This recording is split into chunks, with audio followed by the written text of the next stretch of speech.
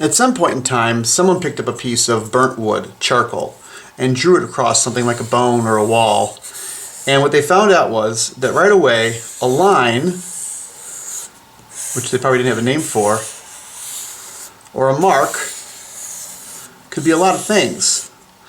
But a mark could take on, in our human perception, a form. It could evoke in us memories, feelings, emotions of things that might be haunting and dreamlike. But this simple piece of charcoal dragged across a wall or something gave mankind all of a sudden an ability to do something called doodling. And this burnt wood became something that maybe kids fought over after the fire was out. Could I have a piece of charcoal? Because they wanted to draw. And of course we know because of the cave wall paintings that they'd also put it in their mouth and shoot up and spit it out on walls and make a kind of a spray paint. So today we're talking about the line that comes out of charcoal. And the neat thing about charcoal is so much of our history was invented with charcoal. And right off the bat we can see that when we draw, when we take an edge and we go this way with the edge, we make a nice thin line, but we know this is a fat piece of charcoal. The minute we change direction, like this, we get a fat line. So we can do fat line or thin line or fat line. But the beauty comes in when we make a combination of the two. Thin to fat, to thin to fat, to thin to fat. Does that look familiar? It should, because that is the kind of line we've been talking about. This kind of line, the hyperbolic parabola, or this line here, this is the infinity rule, when we draw a leaf, right? We can see two sides of it. Well, with this piece of charcoal, we can do that too. Thin to fat, to thin to fat, thin to fat to thin. Do you see what's happening? It's like a leaf. The charcoal is making a leaf. A brush can do a very similar thing. Look at that beautiful, beautiful form. So when we take it and we draw, we can do something we were doing before with the line. Oh, these are called vine charcoals. They're little pieces of wispy willow vine that are burned and sold in art stores. It's a wonderful stuff, but it's very soft. But look at the quality of line you can make. Thin to thick to thin, wispy, beautiful lines. They're just gorgeous, okay? And they're fantastic and fun to draw with. They're messy though. But so one of the things that came out of this was the invention of calligraphy. Calligraphy usually is done with a dragged pen across vellum, which would be goat skin, or parchment. And what calligraphy does, it imitates this early charcoal experience with pen and a blade of steel or copper. And what we have is, we have the imitation of a form. What a calligraphy pen does is it takes essentially what would be two lines like this.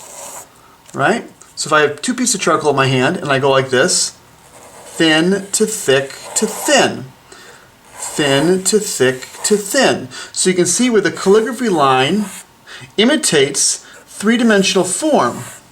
You can see in the A here that it's making a cylindrical form that goes right through that A, a cylindrical form, right? In space, the A, that little serif shape there, is making a form in space. And that's why calligraphy is so powerful, because it gives us a three-dimensional looking line. Okay? It's a three-dimensional looking line. And that's all I've been talking about doodling, is these lines that make three dimensions. When you take a line and make three dimensions, but the lines themselves could have a third-dimensional quality to them, because when you change the thickness and the direction,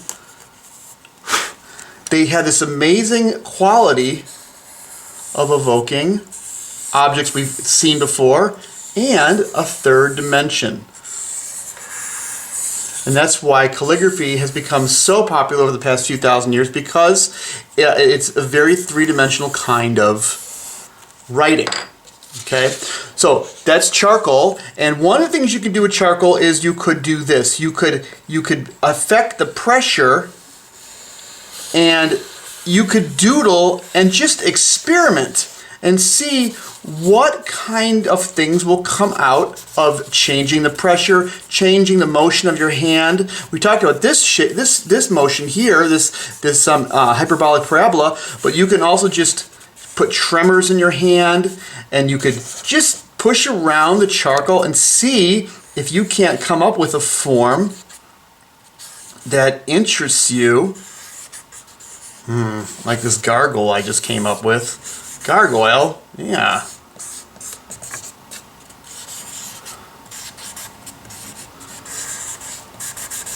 So you can see how, or we can make it something more, maybe more gentle. So I'll do this.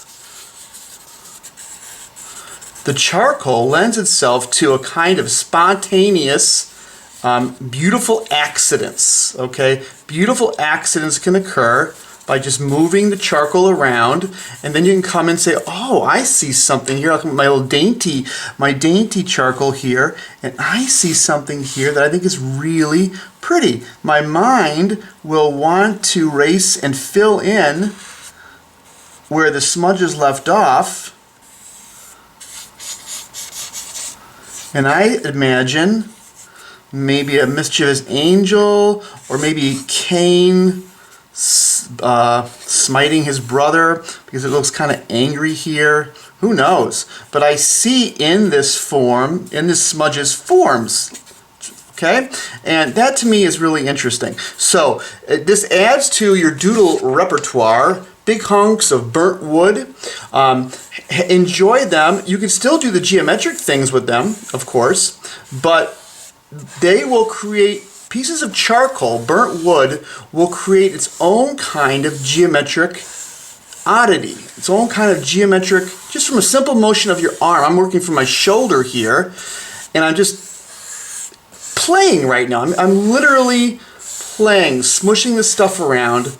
And look at what I'm getting. I'm getting something that looks very, very three-dimensional. What is it? I have no idea. But obviously this form is crossing in front of this form here. And I'm getting a kind of beautiful, cavernous thing here, right? And I can come in and draw it later if I want to. And draw this enigmatic, strange form that may end up being nothing at all. But I find it looks like a piece of clay on a wheel or something, or who knows what that is. So you see that you can't run out of ideas if you allow yourself to doodle. And this whole thing about daily doodle is I'm just trying to offer you some kind of ways to increase your repertoire of possibilities when you grab a piece of paper and a pencil or a piece of charcoal or a pen to see what you can do with the things that you have at your disposal. So next time, we'll talk more about charcoal and the ways to draw with charcoal, because it's one of the first artistic mediums, and it's still today one of the most powerful, because with charcoal we're drawing with smoke. And Leonardo is one of the Renaissance artists who talked about how these artists, while they wanted to draw the human body and illustrate religious texts and all different kinds of things, what they were really interested in was nature. And nature was, especially Leonardo, he looked at things like skulls and shells, and he saw the beautiful lines in these things, but he also looked at water and smoke. And to him, looking at smoke, wisping smoke, and to see these beautiful vortexes, was something he thought there was something in the smoke, in the water, that was germinal. That was a germinal artistic idea. And then if he can capture that in line, if he could find the smoke in the line, he would find the source of beauty, the source of ideas. So he used charcoal a lot in his study. So did Michelangelo, because they were trying to find in the smoke of the material the smoke of nature, the mysterious forms that come out just from the, what we call spontaneous, so-called random things like smoke and fire and water, but in them are the rivulets of total form, vortices and parabolic, hyperbolic parabolas, and all these beautiful geometries that exist by nature, by its very nature. Nature by its very nature makes form, makes beautiful forms just because it is, okay? And so next time we'll continue on this. This is Mike from luxblocks.com. Adios, muchachos.